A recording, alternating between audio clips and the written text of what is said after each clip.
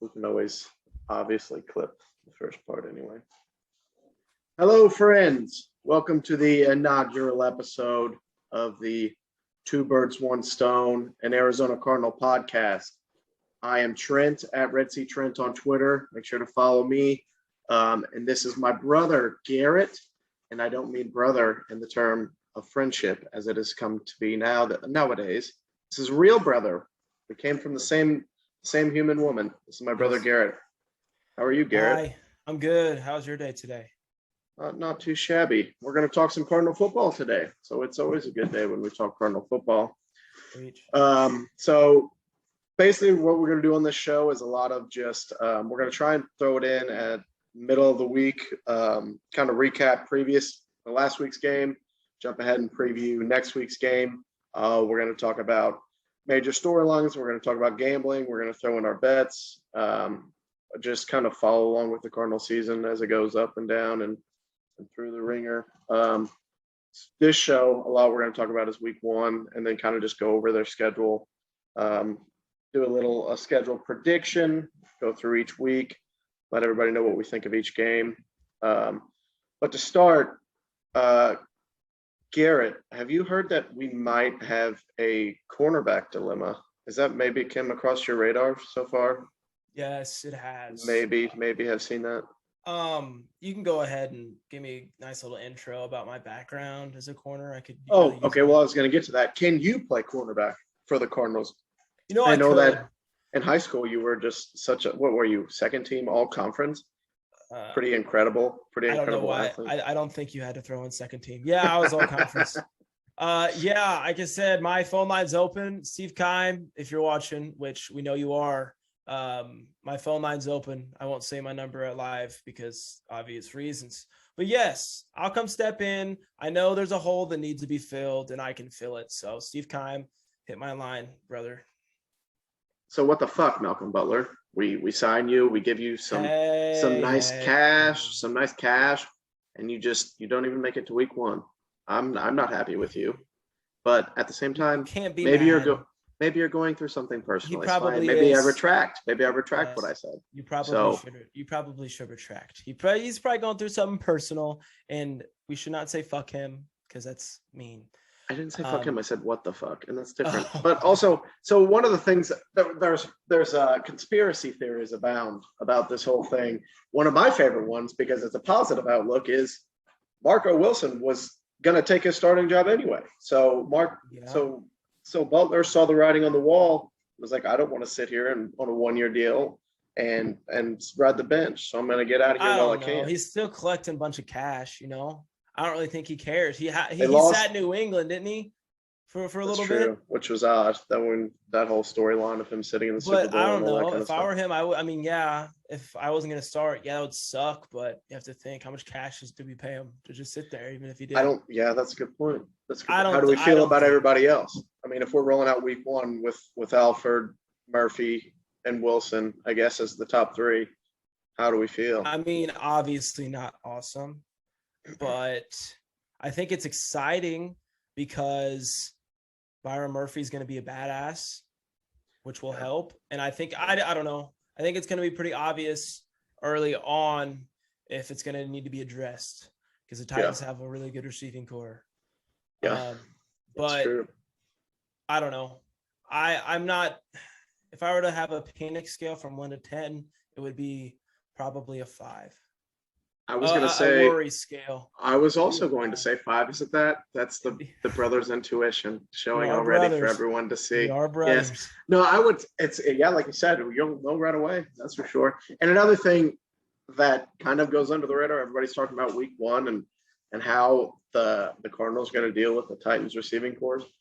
Garrett, can you name a defensive back for the Tennessee Titans off the top of your head? No. Exactly my point. Thank you very much for playing along with me. Our quarterback situation is dog shit, but so is the Titans. So I'm pretty sure the only person is Janoris Jenkins. I think we talked about this earlier. He is still on the roster. Janoris Jenkins is. That's the only one I can name off the top of my head. So as much as a handful we're going to have, keeping up with Julio and AJ. Okay, but you also have to realize that there's 17 weeks in a season. So yeah, Titans defensive backs suck ass, but who we play week Okay. 2? Football, the NFL season is here, so we're already at this week-to-week mindset. I don't give a shit. I'm not even looking at week 2, okay? We'll get to week 2 when we do this. Whatever. We're looking at week 1 right now. Okay, my friend. There will be points week 1. There will be points. And I just hope that we score more than them. So I guess we'll move on to the next topic now. We're going to talk about team captains were released today. We're going to go through like team awards, who we think will be the offensive player of the year, MVP, defense player of the year, comeback player of the year, and most improved. So we're going to go through the captains first. So on offense, let's see, we had Kyler Murray, DJ Humphries, Rodney Hudson, and D-Hop. Is there any surprise, anybody you think should have been added to that? Are you surprised Hudson got the call in his first year with the Cardinals? No, I think it's sweet because it kind of just shows, how much of an impact Hudson's going to have, which was his big thing coming in that I was excited about the most. Everybody's talking about. Yeah, he's a veteran and he's really fucking good. So that's awesome to hear. Yeah, that's an all-pro center. Yeah. What's ironic is the biggest names you argue that we added. AJ Green is like what, a 5-time plus Pro Bowler. JJ Watt, a 3-time defensive player of the year. Probably the biggest impact out of anyone that we brought in is Rodney Hudson. And you could say that most Cardinals fans probably didn't even know who that was like a year or two ago. So it's huge. And like you said, that is awesome. He comes in right away, and his teammates already voted him a captain. So D-Hop, he wasn't a captain last year. Surprising. I don't know if you noticed that or not. But second year with the team, he'll have the C on his chest. He'll be a captain. I think that's pretty cool. I don't know what changed. What do you think changed in between? Just maybe a second year in the system. And last year he's brought in. We don't have a training camp. We don't have preseason, so it's not like he could get in the building and really assert himself as he did. Defensive side is the exact same as last year. As I'm looking at the names, we have not the exact same. We have a new name. So we got Budda Baker returning as captain. I think this is his 3rd year in a row. Chandler Jones, captain. He's a staple. Jordan Hicks, surprisingly. He was a captain last year, but kind of odd with the whole Zaven Collins thing. And then J.J. Watt. So, like I said, 2 new guys. Missing. I didn't get to that. He's special teams. And Gardecki. Dennis Gardecki. Dennis, he returns. I love him. Dennis Gardecki coming back from injury. He's going to be a special teams captain again. But yeah, like I said a while ago, Jordan Hicks is a little surprising. It seems right, especially with Zaven Collins was somewhat handed the job on draft night. So. I don't know. It almost kind of seems like hey, we let the young guy come in and gave him your job. Here's the captain. Here it is. Yes, but at the same time, it's the players and coaches that are voting for it. So it kind of goes to show you those veterans probably in the locker room don't give a fuck if you're the 1st round pick or whatever. Jordan's been here for a couple of years. He's proven what he means and what his voice means. So he's voted captain again. This is an interesting thing that I've been saying. What if Hicks does still start? What if it's Zaven and Hicks and they play Isaiah kind of how a lot of fans wanted him to be played, all over the place, maybe coming off the edge, playing nickel? You're going to bump Byron outside. So maybe Isaiah's playing a little bit more than the nickel. Yeah, I wouldn't mind to see that at all. Yeah, I feel like we could get to that for sure. Yeah, especially if we're gonna have problems in the secondary. I feel like it would help, and especially because we got fucked up real bad by tight ends last year. I feel like that's gonna happen. I don't know. Yeah. I feel like Isaiah will solve a lot of problems later down the line. I think the main thing about that is you want your 11 best players absolutely on the field. Yeah. So are you better off with Simmons and Zaven in the middle, and then Byron outside and an inexperienced inside corner in the nickel, or do you just bump Byron outside, play Simmons in the nickel, and slide in Hicks back into the lineup? I think that could be a better option. It depends on what we get out of Gowan and Marco, but it'll be interesting. But yeah, Gardecki coming back, fan favorite. I think he just had one of those, not a flight plan, but a feature the Cardinals did on him as he's coming back from injury. So make sure everybody checks that out. Such a lovable man. The long locks. I love that boy. All right, so then we're going to jump over. Yeah, 6 captains. We're going to jump over to team awards. So we'll start off with Offensive Player of the Year.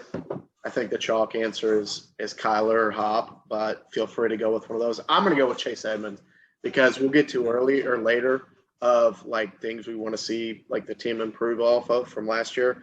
Just some kind of consistency in the run game outside of Kyler would be huge. It seemed like every time Chase got in the game last year, whether it's out of the backfield or just like the burst he showed, like I'm just excited to see him as like the full-time lead back. Yeah, me too. See what he gets to do. He's done his time sitting there, it's his time to go. I've always been a big Chase. I think you are too. I've always been a big Chase guy. I'm ready for him to show what he's got. Yeah, you got a different answer. I'm gonna. My answer would be Kyler if I had to be, because I feel like we're either gonna sink or swim with Kyler. It's all going to be dependent on how he does. So, and I mean, I'm a Kyler stan, and I always will be. I would argue if he won't be the reason we sink. If anything, it'll be the line has injuries. Cliff continues with the side to side throws. They don't. Well, I guess I'd say I would say we'll go as far as Kyler can take us. I don't think we'll do shitty because of him, but I think we'll just go as far as he can allow us to. And I think if you look across the top teams in the league, every top team in the league has one of those quarterbacks. If the Bucks are going to go as far as Brady goes, the Seahawks are going to go as far as Russ goes. Same with Packers, Chiefs. So, I mean, if you look at it that way, we're not in a terrible spot. We'll go Defensive Player of the Year. You can go first on this one. I'm going to say Isaiah. Okay. I think Isaiah's going to pop off. Okay. From the middle linebacker spot, or is he playing all over the place? I want to see him all over the place. I honestly think what you said earlier is going to exactly happen. I think it makes the most sense. Like you said, you want the best players on the field. And I don't know. I feel like Isaiah's just going to pop off. Just force turnovers, makes plays happen, and he's the kind of guy that does that. It seems like every time he was on the field. We saw like last year, whatever happened with the Seahawks primetime game, and he made a bunch of other plays.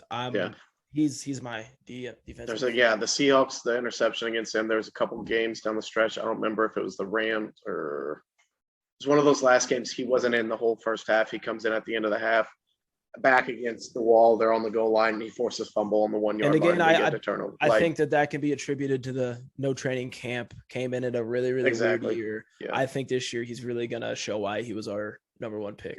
Yeah. I'm going to go chalk. You went chalk the first one with Kyler. I'm going to say Chandler Jones. I mean, coming off of the last season, he didn't play at all. Got a lot of rest on them legs. He's going to come back strong, especially you have JJ on the other side taking away double teams and all that kind of stuff. So I want 15 plus out of Chan. That's what I'm going for. I agree. 15 plus will get you team MVP on defense, in my opinion. I agree. Yeah. So then we'll go comeback player of the year / most improved, one of the two. That's kind of a tough one. I am going to go out of a glass half full mentality, and I'll go first. I'll go Robert Alford. That's what I'm going to answer with as comeback player of the year. This will be, I don't know what's that called if you miss 2 years in a row and you're back. Is that like, there's got to be a name for that. But after missing 2 seasons, he's going to come back, and he'll be our comeback player of the year on defense. Strictly out of hope, because if Robert Alford plays well, that means we don't have as big of a problem in the secondary as everyone says. I have faith. I'm going to go with Robert Alford as our comeback player of the year on the defensive side. You can pick offense or defense. I'm going to say fucking Dennis, dude. Okay. Dennis. Coming back from injury. Dennis is getting a lot of shine on the show today. Yes. Yeah. I want Dennis. I don't think he'll get a big role at the start of the season. But as the season progresses, I feel he's going to be a nice compliment to the defense. I mean, injuries happen. What did he have? He had double-digit sacks last year. When Chan played. You can Google that for me. You can fact check me. But I'm always right when it comes to things like this. And I'm fairly certain he had double-digit sacks, which is pretty incredible for a guy that nobody knows his name outside of Arizona. So very cool things. And then rookie of the year.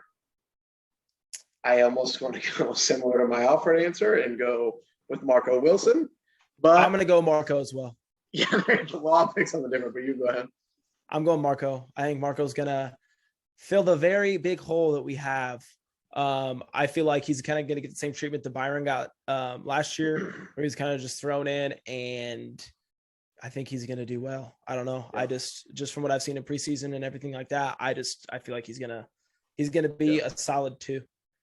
He's an athletic freak. And to think he fell to us because he threw that LSU player's shoe across the field, and fell down the draft boards. What a steal. I will go with my rookie. I'll go Zaven first round. Because, I mean, he'll – out of the gate, obviously they're expecting a lot of things out of Rondale. Zaven's playing. Right? He's a starter. That's the way it's going to go. He's going to be the most – he's going to have the most on his shoulders going into the season and throughout the year. So everything looks good so far. I mean, he seems like the instincts are there, the pursuit to the ball carrier, like play recognition, all like the things that like you can't like teach to guys like coming out. Yeah. It seems like it's all there. 25 looks weird as shit on a run linebacker. I hate it. I hate all the single digit numbers. I hate the 2 on Chase. I hate the 3 on Buddha. I hate all of it, but whatever. 3 on Buddha. Yeah. It'll take some getting used to, but I think some of them are kind of cool. I think 4 looks 10 times better than 85 on Rondale. I know you disagree with me, but I like 85 better. 4's the number. So now we get to what everyone came for. The win-loss prediction. This is what we're season prediction. This is where the money's made. All these dumbasses preseason just talk. Hey, your team's going to go 13-4. No, your team's going to go 6-11. Everyone watching, guess what? Nobody fucking cares. It's never right. It's almost always wrong. Except ours. Except ours, baby. We're here. We're here to give you the hard-hitting analysis, breakdown, the real one, okay? The absolute unbiased opinions is what we're going to give you right out the gate. Listen, everybody, throw everything out the trash can. You came here. This is what you're all here for. We're here for these schedules, and ours is going to be the best. Understand? All right, continue. All right, we're going to start off week 1. We alluded to it. Tennessee Titans in Tennessee. Noon kickoff, Central Time. We're Central. Everyone, we're St. Louis. So noon Central Time. Garrett, what do you think is going to happen? I think it's going to be a shootout, like you said earlier. I think we're going to go in a halftime tied, and then we're going to win by 48 points. No, I'm 48 points after being tied at halftime. It's possible. Nothing's impossible. No, it's going to be a shootout, like you said. But you said it was at noon. It's at noon. It's too early for Tannehill. Yeah, he won't be woken up yet. Yeah, I understand that. Yeah, no, like I said, high-scoring game. We'll score higher. Week 1 win in Tennessee. Start off our playoff push right by going in and beating a team that's been to the playoffs 2 straight years. 1-0. Week 2, we come back home. We're in Arizona. We host the Vikings. Patrick Peterson's in town, our good old friend. Patrick Peterson. Who has stirred up no problems at all since he's left. Has he even mentioned us? It's kind of odd. No, I didn't hear anything. He has. Yeah, we're gonna win because they have Patrick Peterson and he sucks. And it's a revenge game. It's all revenge game. It's gonna be a revenge game. Yeah. So, and it's not like he's gonna stay on one side and hide from Hopkins so he doesn't get exposed. I'm sure, but a pussy. Yeah, straight up. Anyway, okay, 2-0 heading into week 3 at Jacksonville. Win. 4 week 4. We play at Jacksonville. Their defense couldn't handle Jameis in that preseason game, and those were their starters. So anyway, okay, that's 3-0 heading into week 4. We're going to LA. We're going to Hollywood. We're playing the Rams. Welcome to the NFC West, Matthew Stafford. Here's an L. How about that? Take this L, bitch. How old is Stafford? What, 47? I think 47, maybe 34, something like that. Somewhere between 34 and 47. It doesn't matter. He's old as hell, and he's been in Detroit. I honestly forgot he was in the league. Go on to the next. W. Okay, so now we are sitting at 4-0, heading into week 5. San Fran, we welcome back the Niners. We were their home. We rented them out our stadium at the end of last year. Come back, Niners. Come back and take this kick in the ass. Yes. Won't you? Is Jimmy G still playing at this point? Yeah, that's the thing. Is Garoppolo playing at week 5? Is Garoppolo still playing? No. Okay, so then we're gonna fucking beat the shit out of Trey Lance. I mean, we're not gonna let a rookie quarterback come in and beat us. Absolutely. That's never happened before. We've done that. Never happened. Okay, so that's 5-0 heading into Sunday, October 16th. We play the Browns. Kyler versus Baker rematch from a couple years ago. That'll be interesting. The Browns are going to be good this year. I think the Browns are going to be good this year, but they're going to lose that week. You think they suck and they'll lose that week? That's fair. Because they're the Browns. Fine. And they are the Browns. And we're the Cardinals. But that's fine. We're going to win that. So that's a W in Cleveland in a sunny October evening. So then the next week we come back home. We got the Texans. That's a win. We would never lose at home to the Tyrod Taylor-led Texans, would we? No, that's a win too. 1, 2, 3, 4, 5, 6, 7-0 as we go into a Thursday night matchup with Aaron Rodgers and the Green Bay Packers. Are we worried that we lose our perfect season at this point? I think it all depends on when they record Jeopardy that week. If it's That's on a fair point. What is that, a Thursday? That's a Thursday night. I have no idea. I'm not a Jeopardy guy. I know people have been talking about it a lot this offseason. I have no idea when Jeopardy is. I'm sure it airs on Thursdays. Yeah, exactly. Yes. I feel like Rodgers is going to be preoccupied. Jordan Love he's going to be busy. That's a win. Next. Okay, so a huge Thursday night primetime win against the Packers as our undefeated season keeps rolling. Teams are starting to talk. Can we pull it off? Can we go 17-0? They're looking at the forecast. How hard is the schedule the remaining of the season? Can they do it? Is this team better than the 08 Patriots? Who knows? Time will tell. We head into the next week as we go to San Francisco and play the 49ers again. And as we said,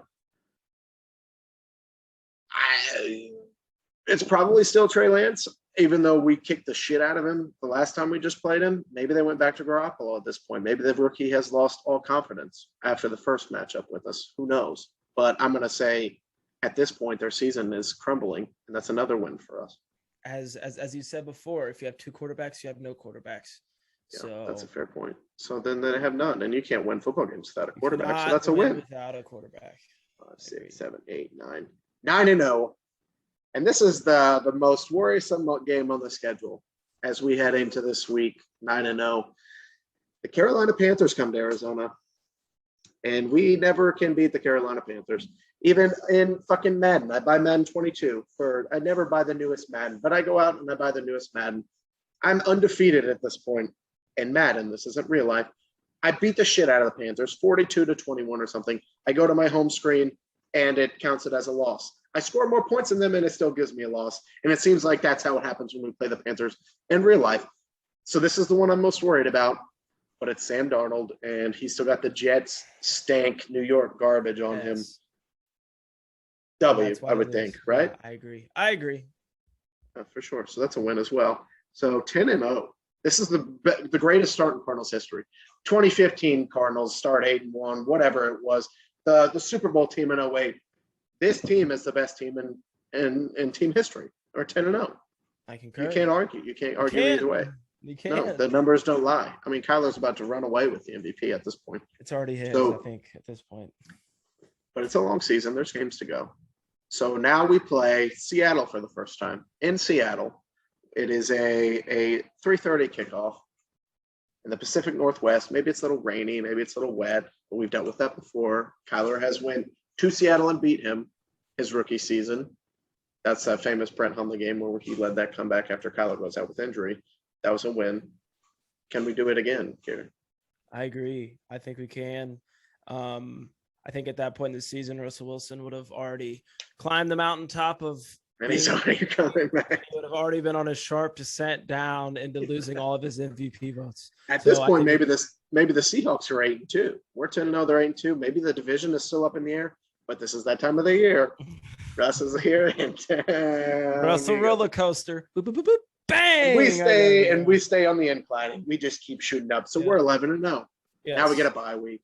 We get to sit back, relax, watch the rest of our division play and probably lose, but we're 11-0, so we don't even really care about what their records are. We're going to win the division anyway. Sunday, December 5th, we go to Chicago to play the Bears at noon. Justin Fields in at this point, and that's another rookie quarterback we're not going to lose to, I would think. I agree. I feel like he has Andy Dalton stink all over him after sitting That's true. behind him He's for been a around. couple weeks. Yeah, Andy Dalton stinks. Stinky. He's a stinky. Nice guy. He's a nice guy, but he's stinky. He sucks. He's stinky. 12-0 heading into the Rams come to Arizona. Second time playing the Rams. Beat the shit out of them the first time. Matt Stafford's either 34 or 37. Thoughts? Matt Stafford isn't ready for the Arizona Heat. I don't think he can handle that. No, absolutely not. He's certainly never beat the Cardinals in Arizona before. Yeah, absolutely not. So that's a go ahead and W for sure. That's another W. So now we're sitting at 1, 2, 3, 4, 5, 6. I apologize for the listeners. I keep losing track of the numbers in my head. 1, 2, 3, 4. We'd be 14-0. 14-0. Thank you, compadre and co-host. 14-0 as we go to Detroit and face our nemesis of the last 4 years, Jared Goff, who just kicks the fuck out of us every single time we play. I'm this close to giving us a loss in Detroit. Talk me out of it, Garrett. Okay. I'll set the scene. December in Michigan. It's gonna be cold. Jared Goff, as we all know, is a pussy ass, bitch ass Cali boy. Can't handle the cold. Sure. And I do know that they do have a dome, but you have to understand. You have to walk from your car to the dome, right? Correct? Sure, yes. He's going to be outdoors at some point that day. And that little skinny bitch will freeze up like a damn popsicle. Yep. And then Chandler Jones is going to snap his ass. Fingers will be brittle and his toes will also be brittle. Yes. And we're going to win because of his freezing toes and fingers. Absolutely. From his walk from the parking lot to the stadium. I couldn't agree more. So we're 15-0 at this point. Poke the hole in that. You talked me off of the edge. I was this close. So 15-0. So now Merry Christmas, Garrett. It's Christmas. Did you know that? Thanks. Merry Christmas to you. We're playing the Colts. It's Christmas morning. We're sitting around all day waiting. We just opened Santa's gifts, and the Cardinals play at 6:00 that evening against the Indianapolis Colts. Welcome in, Carson Wentz. Welcome in, old man T.Y. Hilton. Welcome in, all of you, Frank Wright, all the Indianapolis Colts into organization, and take this Christmas loss. How do you feel about that? I concur. Carson Wentz sucks, dude. Remember? Hey. Yeah, he does. Change of scenery, though. I do think that people forget. Carson Wentz was good for 7 days or something. Yeah. But yeah, he sucks. So I don't even know if he'll be their starter at that point. I think Sam Ehlinger will be their starter at that point. That'd be hot. He was actually playing in the preseason pretty well before he got hurt. But okay, so that's another win. We are 15-0. We're 15-0. We're on the brink of history. No one has ever gone 17-0 in a regular season. This will be the first 17-game regular season ever, and we could go undefeated. That's pretty incredible. We're going to Dallas. Another Kyler homecoming affair. I think it's weird that we're playing in Dallas 2 years in a row. I don't remember the last time that's ever happened, but you seem to disagree with that. I don't feel like we played the Cowboys that much the last few years, but I feel like we play them all the time, every year. I don't know. Maybe I'm wrong. Weird. It's a difference of opinion. Here's a couple reasons why we're gonna win that one. A, Kyler does not lose in that stadium. Yeah, he's 100-0 all time. 100-0 Kyler doesn't all lose time. In that stadium. B, that's week 17. So at that point, you're either gonna have a Dak Prescott injury, gainage of 50 pounds by Ezekiel Elliott. Yeah, something's gonna go wrong. So I mean, they're vying. They may be vying for the number 1 overall pick. Who knows? Yeah, we'll see what happens. Maybe they're sitting on their players and they want to go get that Oregon pass rusher that's going to go high in the draft next year. Who knows? Fuck the Cowboys. They suck. Seriously. On to Seattle. And we're at home for Seattle. It would be Seattle standing in the way of history for us. Yeah. That's what would happen. Russell Wilson and Pete Carroll are standing arms crossed in front of the finish line. Who's going to mow them over, Garrett? Who's going to push them aside and bring us home that undefeated regular season? Buda Baker's going to spear him right in the fucking head. Boom! Yeah. No 15-yard penalty. Absolutely not. Not if it's against Pete Carroll. But that's a win. I don't really know what else. I mean, we're 16-0 at that point. Holy shit, we just went undefeated. I cannot believe it. We just had the first undefeated season since 2008. Oh my God. Babe, bring in the champagne. We went undefeated. Come on, baby. Holy hell, we did so many. I can't believe it. And now we get the bye week. We're the number 1 seed. Run the table, win the Super Bowl. Undefeated season doesn't mean shit. It doesn't mean anything if we don't win a Super Bowl trophy. So who cares whatever we just said? We could go 9-8 and make the playoffs and still win the Super Bowl. Who knows? That brings me back to this is horse shit to begin with. Hey, this one was real. Everyone else's is horse shit. This one was real. This one was real, though. All right, so we're going 17-0. Book it. Good shit. We'll get a little more serious as we go to the next topic. Let's talk about things that we actually want to see the team improve upon. Like from last year, I had a few bullet points noted down. I kind of talked about Kyler or Cliff and the horizontal passing game a little bit earlier. Let's stretch the goddamn field. Let's use the weapons that you brought in. You got Rondell Moore now, a deep threat. You keep swearing by Andy Isabella. Use him. Send him on some goes. Let's stretch the field a little bit. You have the pieces to actually do it for the first time in a little bit. So I want to see improvement there. The one that I would want to point out is, I think you said a little bit earlier, is any sort of run game. I think it'll be exciting that when Chase is finally the numero uno back, I feel like he's going to take advantage, and I feel like it's going to go well for him. Kyler had over 800 yards rushing last year. Cool, good enough. I don't want to see him have over 600. I don't want him to have to carry that load. I kind of disagree. I want to see him run the ball. I want to see when he gets in the red zone. It's too good of a compliment to not use. You know what I mean? Sure, Kyler can throw the ball. He's shown he can throw the ball, but if you only want him to just throw the ball and not use him at all in the running game, I feel like that's misusing him. I feel like he half of his game is using his legs and keeping the defense guessing. You know what I mean? That's what I 100% agree. But I didn't say 100 yards. I said 600 yards for a quarterback is still a lot. He's still running around making plays with his legs. My only counterpoint to that is I was agreeing with you all that whole first half of last season. This is fantastic. Kyler's running all over the place. He's got damn near double-digit touchdowns in the first half of the season on the ground. Great. Primetime game against Seattle, bangs up his shoulder. We don't see the same player the rest of the season. My number one thing, I want to see health, and that's part of it. Take away those carries, let Chase do it. I don't know. Yeah, I get it, but you have to also understand that's football, baby. People get hurt. I just feel like I don't think it'd be smart. It would be smart to take away, arguably what he does best. Run the football, make plays whenever nothing's there. You know what I mean?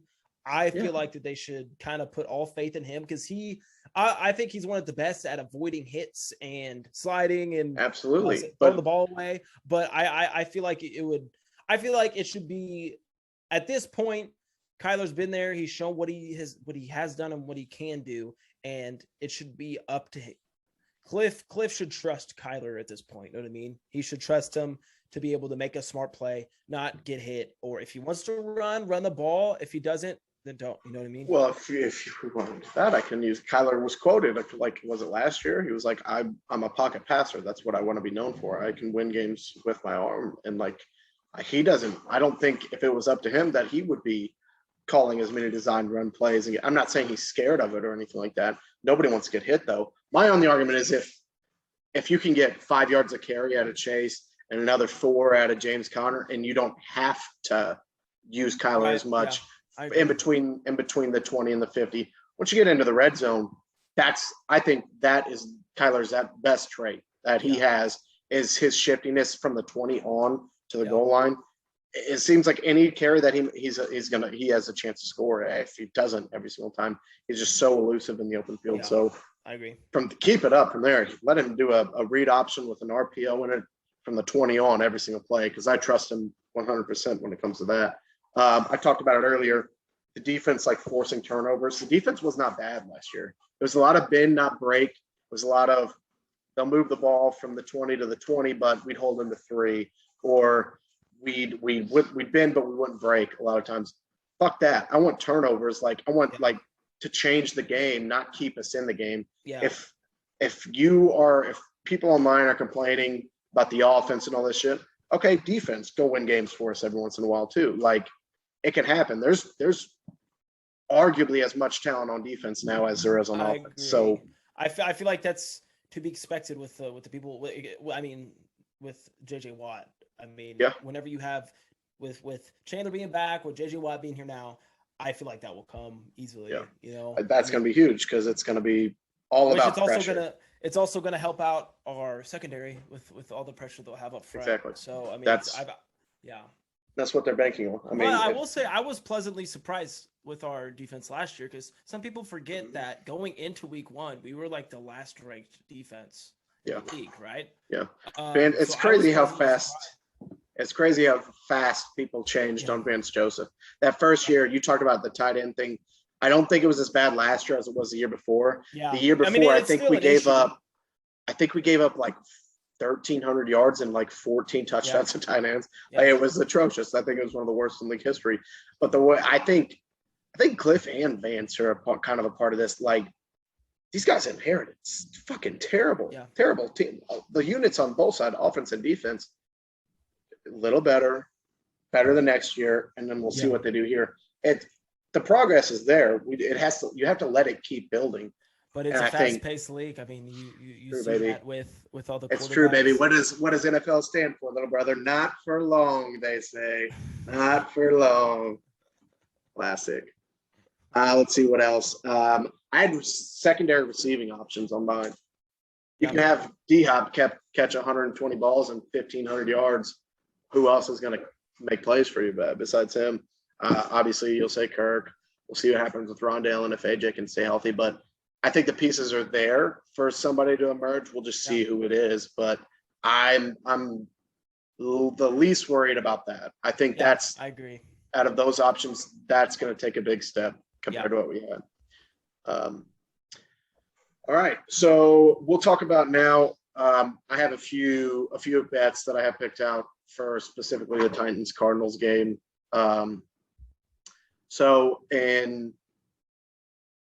Let's see. I've got the Cardinals money just to win outright is plus 135. This is a parlay, so that's the first leg. Cardinals to win the game plus 135, and then both teams over 19.5. So I think it's going to be a high scoring game. That's a pretty low number to bet that both teams are going to go over 19.5, score at least 20 up. That's minus 167. And then the Cardinals over 24.5 points. I think if they're going to win the game and both teams are over that 20-point mark, then they're going to score over 24.5. That's the betting logic I have in my head. The game, if my first two legs hit, then this one's definitely going to happen. So that's a 3-leg parlay. Cardinals money line, both teams over 19.5, and Cardinals over 24.5. $20 is going to pay out $120. So that's a pretty good return on investment. Free money, baby. And I don't think that none of these things are out of the question. So I like that one a lot. I didn't know if you had another game that you liked this week that you wanted to talk about. No, not really. I was just looking at the Cardinals stuff, and it was mostly just the points, and then basically everything that you said. So do you remember what the point was? I don't remember what the total over under is. I don't remember either. I'll look it up real quick. Go ahead. So that'll be interesting to see. I'm gonna guess it, and if I hit it on the head, you owe me $5. Is that fair? I swear I don't. I swear. I mean, I've seen it, but I don't have it. I feel like that's not hard to do. 54.5. All right. That's a pretty high over under. I'm gonna guess 54.5. I would just go by 54.5. Yeah. Let's see what we got here. Great podcasting.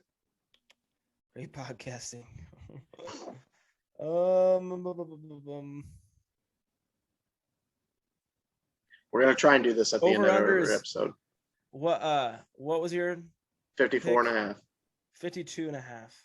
Oh shit! I don't know you $5. I feel like that seems I feel like that seems high.